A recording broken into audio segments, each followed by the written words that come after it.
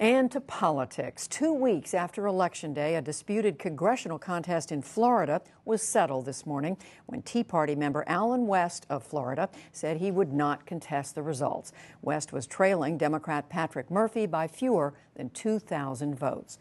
The seat will add to the Democrats' numbers, although Republicans still hold the majority. Here to walk us through how each party fared is Nathan Gonzalez of the Rothenberg Political Report, and he's also a contributor to Roll Call. Nathan, good to see you again. Good to see you. So months ago, there were some Democrats who were talking about maybe we're going to retake the majority in the House, but then as you got closer to the election, those expectations were really lowered. How is it turning out? Well, it looks like Democrats are going to have a net gain of 8 seats. There is the one outstanding race in North Carolina with Congressman Mike McIntyre that is going to a recount, but he's ahead, and I think it's likely that he'll stay. So it'll be a net gain of 8 seats, which is far short of the 25 that they needed to get back to the majority.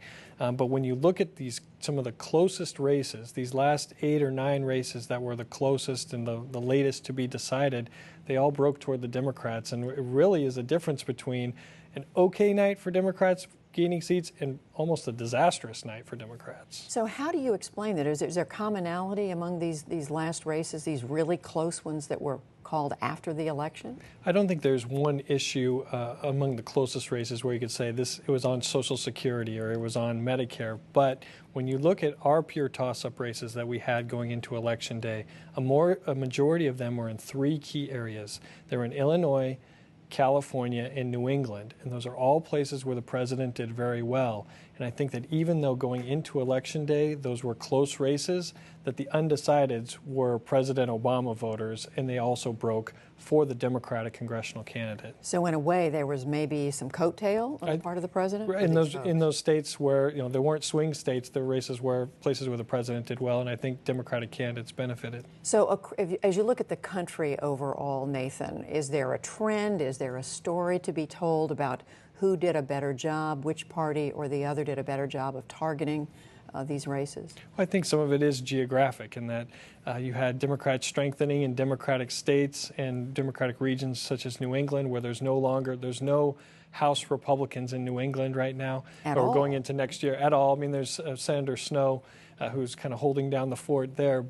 And then you saw Republicans strengthening their grip on the South. There were some key races that went Republican in Oklahoma, Arkansas, Kentucky, North Carolina that Republicans took over from moderate to conservative Democrats, and those are going to be very tough for Democrats to get back in future elections. You've also said that there really weren't that many surprises, and you usually expect some surprises. How do you account for that?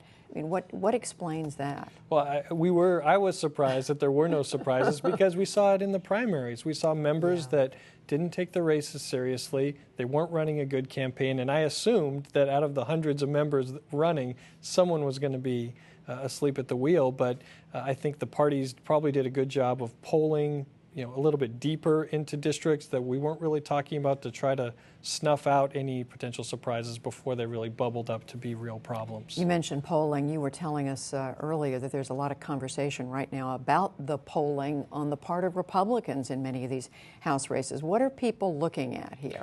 Well, there's been a lot of attention on the Republican polling in the presidential races and some of the Senate races, but they had some similar problems in House races. And I think what happened is that we have to remember in 2010, Republican pollsters were getting numbers out of the field that were very Republican. They looked like outliers compared to the public and Democratic numbers, and they were right in 2010. So when we come to 2012, Republican pollsters were getting numbers that looked a little bit too Republican, and I think instead of throwing those numbers out, they said, well, maybe we look like outliers, but maybe we're right once again. And there was just a failure to understand what electorate was going to come out in a presidential year. That there were going to be more folks who were ready to vote Democratic. I don't think Republicans believed that 2012 was going to look anything like 2008, and it ended up looking pretty similar. So Nathan, with the House, a pickup of 8, we believe, a net pickup of 8 for the Democrats, does that change things legislatively? Does it change things psychologically in the House? Functionally, it doesn't change a lot, but psychologically, I think it does have an impact because in the competitive races, the 68 competitive races, on almost every one of them, the top Democratic attack was on the Paul Ryan budget, was on Social Security, and on Medicare.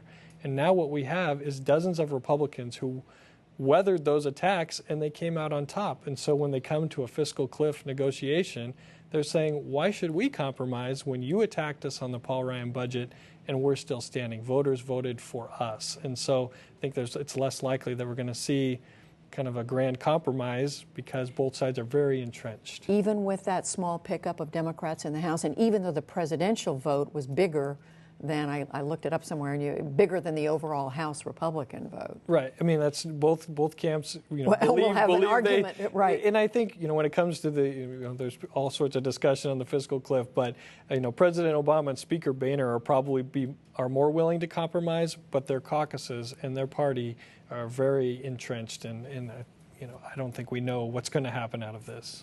We certainly don't. Nathan Gonzalez of the Rothenberg Political Report, thank you for coming back to talk to us. Thank you so much.